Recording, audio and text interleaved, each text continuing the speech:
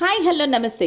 ఎలా ఉన్నారు అందరూ? Welcome to the Sun Tarot. ఈరోజు నేను మేషరాశి వారికి ముఖ్యంగా ఒక రీడింగ్ అనేది చేయబోతున్నాను. ఎందుకంటే వాళ్ళకి ఏలినాటి శని అనేది స్టార్ట్ అయింది లాస్ట్ ఇయర్. సో వాళ్ళు చాలా బాధలు అనుభవిస్తున్నారు. మెంటల్గా, ఫిజికల్గా, ఫైనాన్షియల్గా అన్ని విధాలుగా వాళ్ళకి బాధలు అనేవి కనిపిస్తున్నాయి.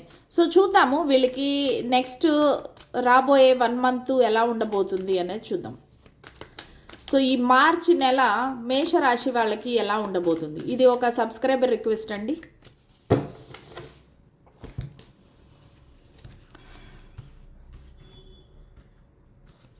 ఓకే చూద్దాం.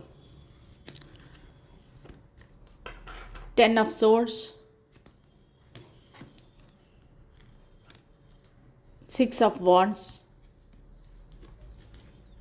అండ్ 6 అనేది వెరీ వెరీ ప్రామినెంట్గా ఉందండి. మీకు ఒక 6 డేస్ కానీ 6 మంత్స్లో కానీ లేదంటే జూన్ నెలలో కానీ మీకు మార్పు అనేది వస్తుంది.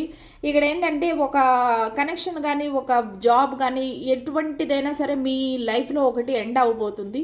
ఆ ఎండ్ అవినాక మీకు ఒక సక్సెస్ విక్టరీ రాబోతుంది. సపోజ్ మీరు ఒక రిలేషన్షిప్లో ఉంటే ఆ రిలేషన్షిప్ ఎండ్ అయ్యి మీరు నెక్స్ట్ రిలేషన్షిప్లో ఒక ఎంగేజ్మెంట్ కానీ నెక్స్ట్ లెవెల్కి వెళ్ళటం కానీ సక్సెస్ విక్టరీ అనేది వస్తుంది. అదే విధంగా జాబ్ పరంగా చూసుకుంటే కూడా మీకు ఒక ఎండింగ్ అనేది జరుగుతుంది జాబ్లో. అది మీరు వదిలేయచ్చు, లేదంటే లే ఆఫ్ అవ్వచ్చు. కానీ మీకు ఆ తర్వాత వచ్చే జాబ్ అనేది చాలా చాలా మంచి సక్సెస్ఫుల్గా ఉంటుంది. మీకు దానిలో విక్టరీ వస్తుంది, మీకు గుర్తింపు వస్తుంది, రికగ్నిషన్ వస్తుంది, అందరూ కూడా మీకు రెస్పెక్ట్ ఇస్తారు. సో దీనివల్ల ఏంటంటే మీకు ట్రావెల్ ఉండొచ్చు, లేదంటే ఒక రీలొకేషన్ ఉండొచ్చు. సో మీరు వేరే ప్రాంతానికి బదిలీ అయ్యే అవకాశం ఉంది. దానివల్ల మీ ఫ్యామిలీని అంతా తీసుకొని మీరు దూరంగా వెళ్ళే అవకాశం ఉంది. లేదంటే కూడా ఈ కనెక్షన్ ఒక కనెక్షన్ వల్ల అయితే కనుక కనెక్షన్ నుంచి మీరు వాకవే చేస్తారు. కానీ దానివల్ల మీకు దాని తర్వాత మంచి ఒక సంబంధం కానీ లేదంటే ఒక రిలేషన్షిప్ కానీ మీ లైఫ్లోకి వస్తుంది మార్చి నెలలో. సో దాని తర్వాత మీకు ఇన్ ఫ్యూచర్ ఒక 6 డేస్ 6 మంత్స్ తర్వాత మీకు ఒక విక్టరీ అనేది రాబోతుంది. లేదంటే జూన్ నెలలో మీకు విక్టరీ ఖచ్చితంగా వస్తుంది.